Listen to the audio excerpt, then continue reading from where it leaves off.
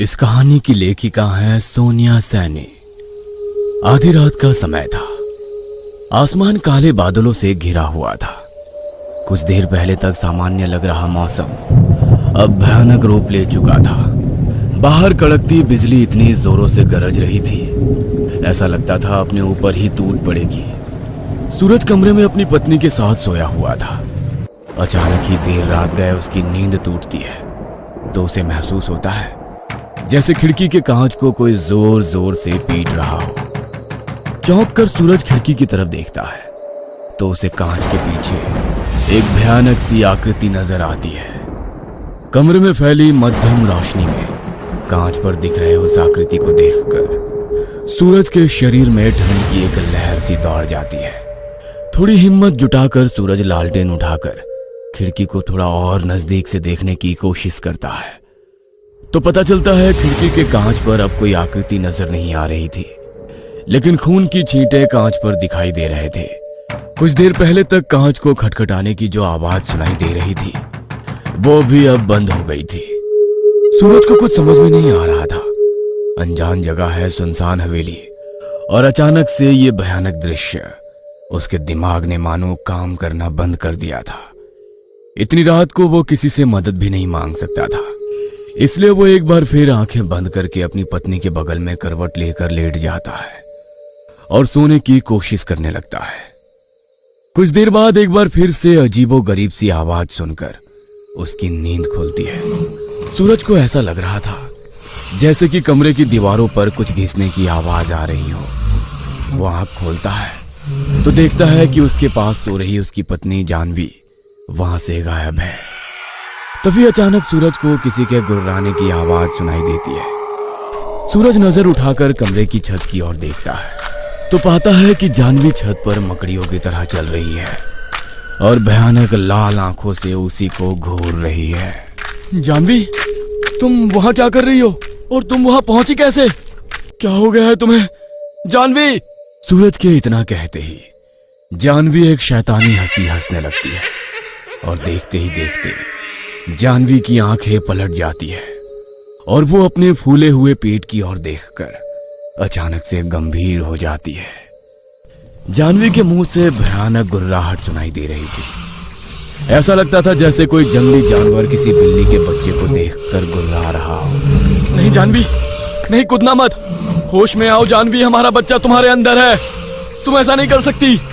शैतानी मुस्कुराहट को होठों पर रखकर जानवी छत से एक जोरदार छलांग लगाती है और फर्श पर कूद जाती है। पत्नी को इस तरह से छत से कूदते देखकर सूरज ये दृश्य देखने की हिम्मत नहीं कर पाता और कसकर अपनी आंखें बंद करके जोर जोर से चीखने लगता है। अगले ही पल उसे महसूस होता है कि कमरे में आसपास सब कुछ एकदम शांत हो गया है। घबराते हुए सूरज अपनी आंखें खोलकर देखता है तो पाता है कि नीचे फर्श पर तो कुछ है ही नहीं और कमरे में जानवी कहीं भी दिखाई नहीं दे रही। जानवी कहां चली गई? ये सब क्या हो रहा है मेरे साथ? जानवी, जानू कहां हो?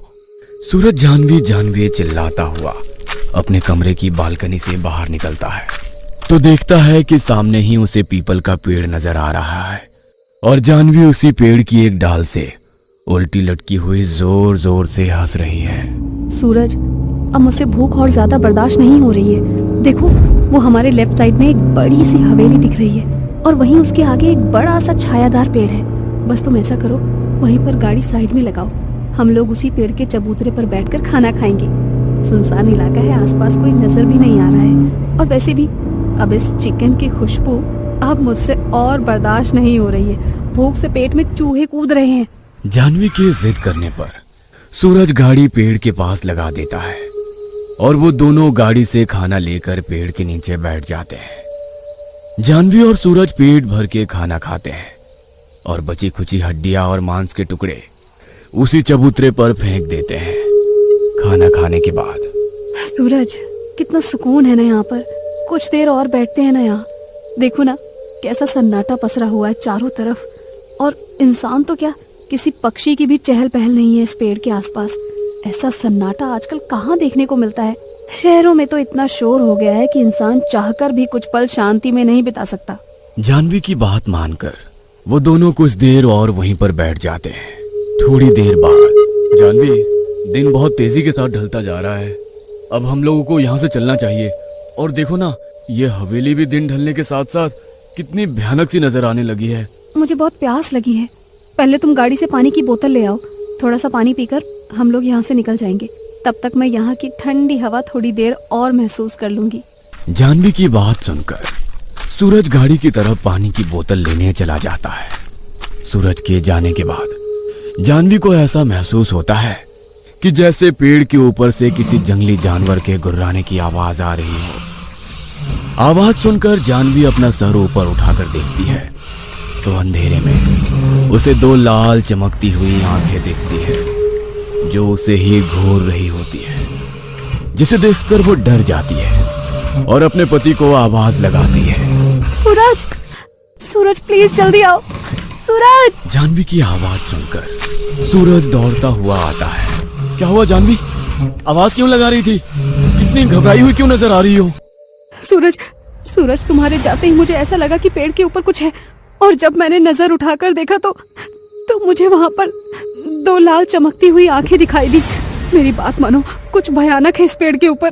सूरज भी जानवी के कहने पर पेड़ की तरफ नजर उठाकर देखता है, लेकिन उसे कुछ भी दिखाई नहीं देता। अरे एक बार आंखें खोलकर सही से देखो तो सही, ऊपर तो कुछ भी नहीं है, तुम्हें वहम हुआ है।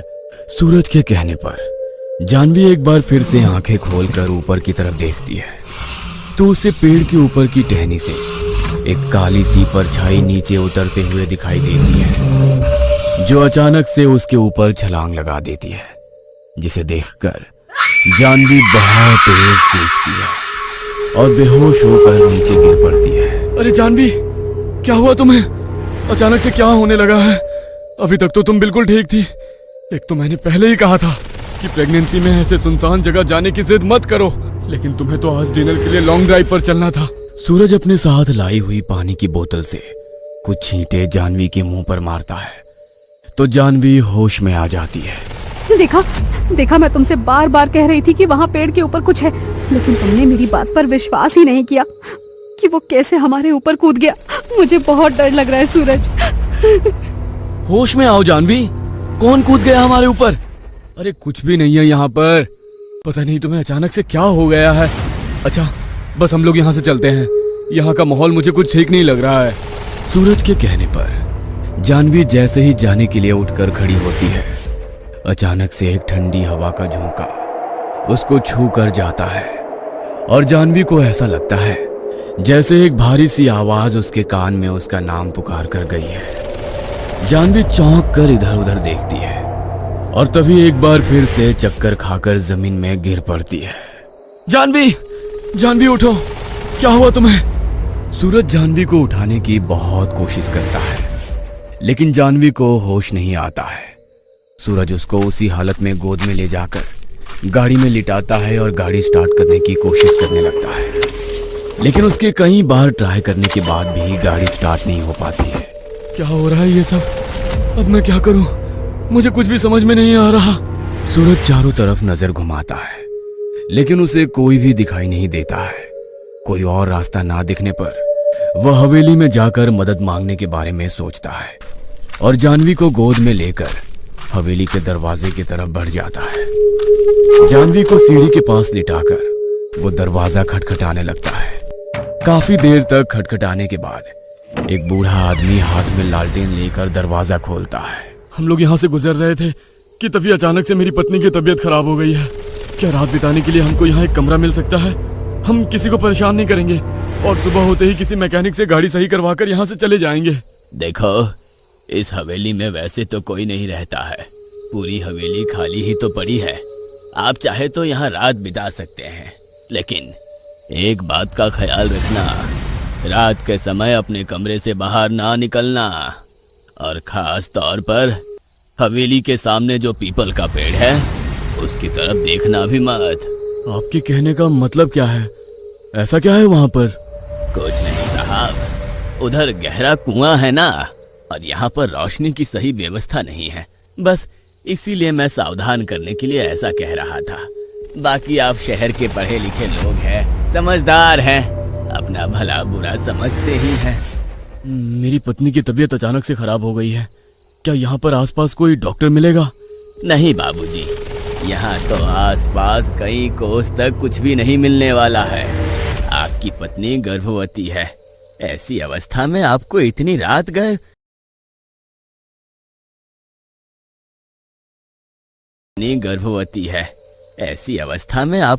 रात गए खराब मौसम में ऐसे सुनसान जगह पर नहीं निकलना चाहिए था।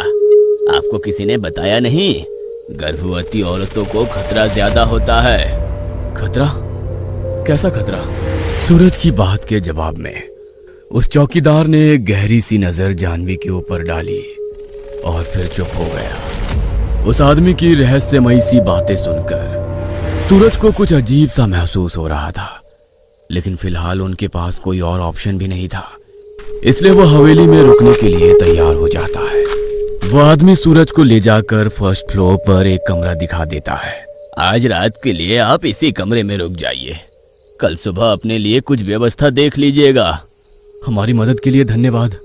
उस आदमी के जाने के बाद सूरज जानवी को गोद से उतारकर बिस्तर पर लिटाता है और उसके चेहरे पर पानी छिड़ककर उसको होश में लाने की कोशिश करता है।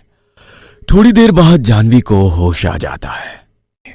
जानवी, हमारी गाड़ी स्टार्ट नहीं हो रही थी, तो मजबूरी में मुझे तुम्हें लेकर हवेली के अंदर आना पड़ा। चिंता मत करो, तुम यहाँ पर सेफ हो।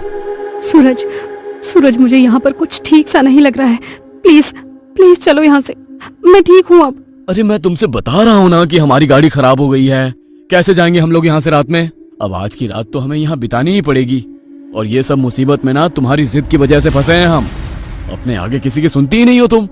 सूरज के समझाने के बाद जानवी और सूरज वहीं पर सो जाते हैं। उन्हें लेटे हुए अभी थोड़ी देर ही हुई थी कि सूरज को ऐसा लगता है कि कमरे के दीवारों पर कुछ घिसने की आवाज आ रही है।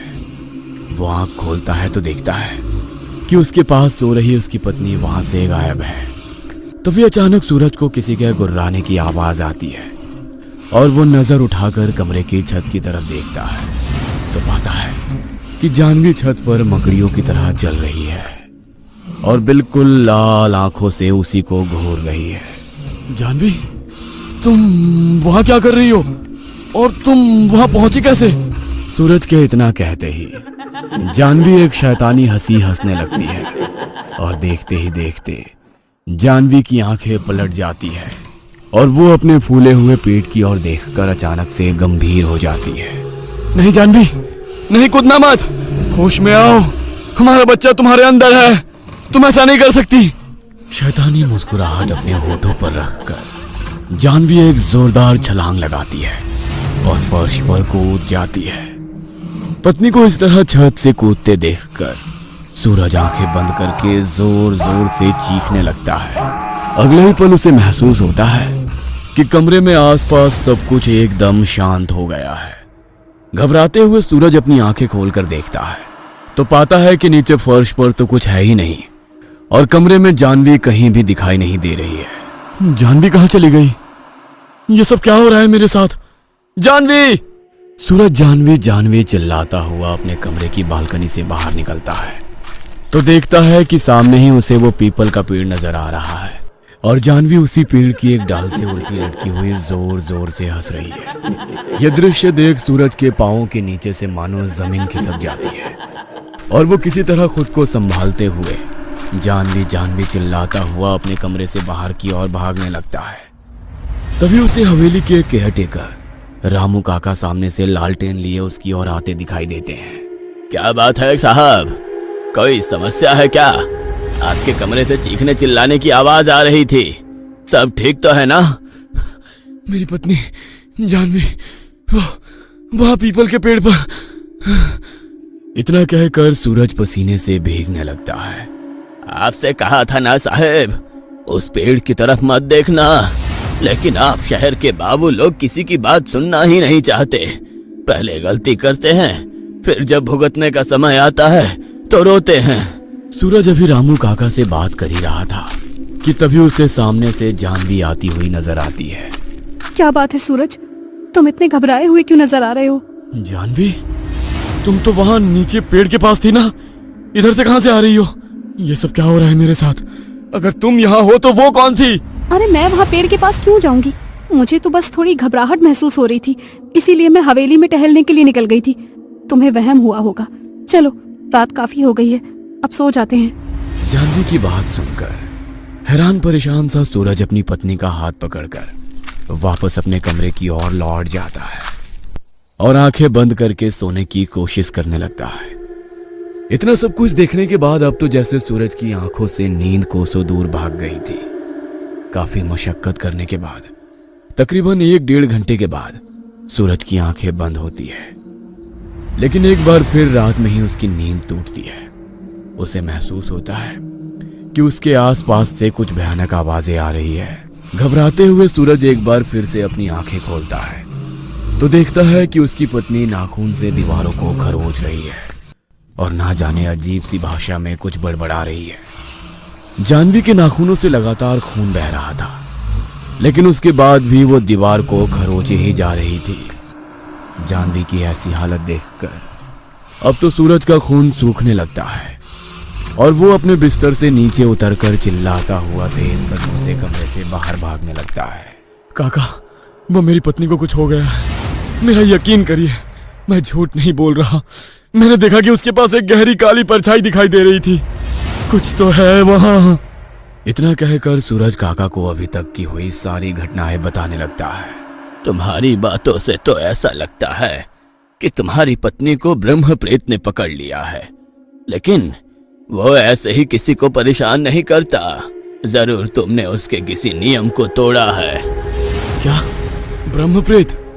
वो क्या होता है काका? और मेरी पत्नी के पीछे क्यों पड़ा है वो? हमने उसका क्या बिगाड़ा है? जरूर तुमने उस पीपल के पेड़ को अपवित्र किया होगा। तुम्हें शायद पता नहीं, वो पेड़ कोई साधारण पेड़ नहीं है। उस पर ब्रह्म प्रेत का ठिकाना है। वो इस पेड़ पर सालों से रह रहा है और उसे अपना घर समझता है। ये हवेली भी उसी प्रेत के कारण वीरान पड़ी हुई है। बरसों पहले इस हवेली में रहने वाले ठाकुर हीरा सिंह के बेटे से भी ऐसे ही भूल हुई थी। छोटे ठाकुर की एक गलती ने ब्रह्म प्रेत को इतना क्रोधित कर दिया था कि इससे पहले कि कोई कुछ भी समझ पाता, हवेली में मौत का तांडव शुरू हो गया। एक के बाद एक मौतें होने लगी और जब कोई हल न सूझा तो डर के मारे ठाकुरों ने ये हवेली हमेशा के लिए खाली कर दी। इतना ही नहीं, इस हवेली के आसपास कोसों दूर तक इंसान तो क्या, परिंदा भी पर मारने से घबराता है। तुम्हें ब्रह्म प्रेत की शक्तियों का अंदाजा नहीं है। उसकी एक नजर पड़ने से हरा भरा पेड़ सूख कर ठूंठ हो जाता है। तुम जानते नहीं किस बला से सामना हुआ है तुम्हारा। काका की बात सुनकर सूरज बहुत ज्यादा घबरा जाता है। लेकिन काका, कोई उपाय तो होगा ना जिससे मैं अपनी पत्नी और होने वाले बच्चे को बचा सकूं। मेरी पत्नी गर्भवती है, भगवान के लिए कुछ करिए। मैं अपनी पत्नी और नन्हे से बच्चे को कुछ नहीं होने दे सकता। सूरज की बात सुनकर काका उसे एक तांत्रिक के पास ले जाते हैं। मैंने अपनी सिद्धियों से पता लगा लिया है, उस पेड़ पर बहुत ही शक्तिशाली ब्रह्म प्रेत रहता है। उसकी ताकत के आगे कोई सामान्य इंसान टिक नहीं सकता। वैसे तो आपकी पत्नी के बचने की उम्मीद ना के बराबर है, लेकिन फिर भी एक प्रयास करके देख सकते हो। नहीं बाबा, मेरी पत्नी को कुछ नहीं हो सकता। प्लीज हाँ, बचा लीजिए उसे। वो ब्रह्म प्रेत अभी तुम्हारी पत्नी के शरीर में है। अपना बदला लिए बिना वो उसके शरीर को छोड़ेगा नहीं। एक बार जो ब्रह्म प्रेत किसी से नाराज हो जाए तो फिर उसकी पीढ़ियां तक नष्ट कर देता है। इसे सामान्य प्रेत समझने की भूल मत करना। तुमने उसके पवित्र घर में जाकर मांस मदिरा का सेवन किया। इतना ही नहीं, मांस के टुकड़े भी वहां बिखेर दिए। तुम शायद जानते नहीं, ब्रह्म प्रेत ब्राह्मण प्रेत है। मानव रूप में उन्होंने ब्राह्मण बनकर जन्म लिया था। गलत मार्ग पर चलने के कारण मरने के बाद उन्हें स्वर्ग नहीं, ये प्रेत योनि मिलती है। तुमने मांस खाकर उसका धर्म भ्रष्ट किया है। अब वो अपना बदला लिए बिना शांत नहीं होगा।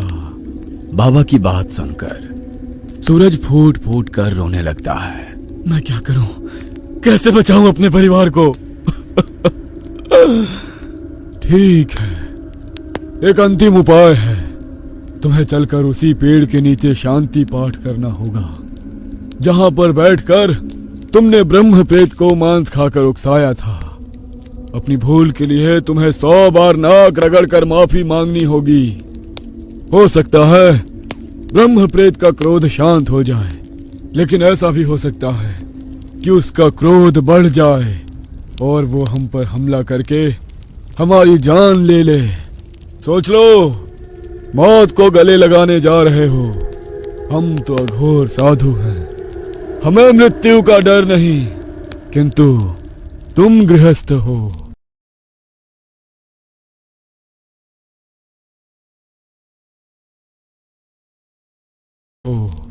अपना मन पक्का करके जवाब दो। सूरज के मन में अभी भी आस थी कि शायद उसकी पत्नी और बच्चा जीवित बच जाए, और वैसे भी अगर वो दोनों ही ना रहे तो ऐसा जीवन जीकर उसे मिलता ही क्या। सूरज को उम्मीद थी कि उसकी माफी मांगने से शायद उनकी जान बच जाए, इसलिए वो हर जोखिम उठाने को तैयार हो जाता है। बाबा और सूरज पेड़ के नीचे जाकर शांति पाठ के लिए सभी सामग्री जुटाते हैं और हवन करना शुरू कर देते हैं। ओम ह्रीं क्लीं चामुंडाय विच्चे। हवन शुरू होते ही वहां तेज हवाएं चलने लगती है। उन हवाओं में इतनी ठंडक थी कि सूरज का रोम रोम कांपने लगा था। अचानक ही हवाओं का शोर उसके कान के आसपास आकर फुसफुसाता है। चले जाओ यहां से, चले जाओ। सूरज अभी भी आंखें बंद किए लगातार मंत्र पढ़ रहा था। उसी समय पेड़ के ऊपर से एक के बाद एक पत्थर जाकर सूरज और बाबा के ऊपर गिरने लगते हैं, और इसके साथ ही किसी के गुस्से में गुर्राने जैसी आवाजें सुनाई देने लगती है। डटे रहना, अगर तुम इस समय घबरा गए ना तो फिर तुम्हें और तुम्हारे परिवार को कोई नहीं बचा सकता। पत्थरों के मार सहते हुए भी सूरज लगातार उस पाठ को करता ही जा रहा था। पाठ खत्म होने के बाद सूरज हाथ जोड़कर रोते हुए ब्रह्म प्रेत से अपनी गलती के लिए माफी मांगने लगता है। मैं अपनी भूल के लिए क्षमा मांगता हूँ। मेरे परिवार की जान बख्श दो। आपका अपमान करने का मेरा कोई इरादा नहीं था। अपनी भूल की माफी के लिए यह बच्चा आपके चरणों में 100 दीपक अर्पित करना चाहता है। आप अपना क्रोध छोड़कर इसकी भूल की माफी दे दीजिए। ये नादान है, नहीं जानता था आपका स्थान है ये। आप तो प्रेतराज हैं, आपसे कोई नहीं जीत सकता, इसलिए हम बस आपसे क्षमा याचना करने आए हैं। नाक रगड़कर माफी मांगने के बाद सूरज आंखें बंद करके वहीं पेड़ के नीचे बैठ जाता है और लगातार हनुमान चालीसा पढ़ने लगता है। कुछ देर के बाद जब वो आंखें खोलता है तो देखता है कि उसकी पत्नी जानवी वहीं पेड़ के पास बेहोशी की हालत में पड़ी हुई है। सूरज को कुछ भी समझ में नहीं आ रहा था। सूरज अपनी पत्नी को नाम लेकर पुकारता है तो जानवी आंखें खोल लेती है। सूरज, सूरज क्या हुआ? मैं यहाँ कैसे आ गई? जानवी, मुझसे अभी और कुछ मत पूछो, बस अब हम लोग यहाँ से चलते हैं। बाबा को धन्यवाद कहने के बाद सूरज तेज कदमों से चलते हुए जानवी को अपने साथ लेकर गाड़ी में बैठता है और एक बार फिर से गाड़ी स्टार्ट करने की कोशिश करता है तो एक झटके से गाड़ी स्टार्ट हो जाती है। वह मन ही मन ब्रह्म प्रेत को धन्यवाद देते हुए वहां से निकल जाता है। आज सूरज और उसके परिवार की जान तो बच गई थी, लेकिन इस हादसे ने उसके दिल में भयानक यादों को हमेशा के लिए अंकित कर दी।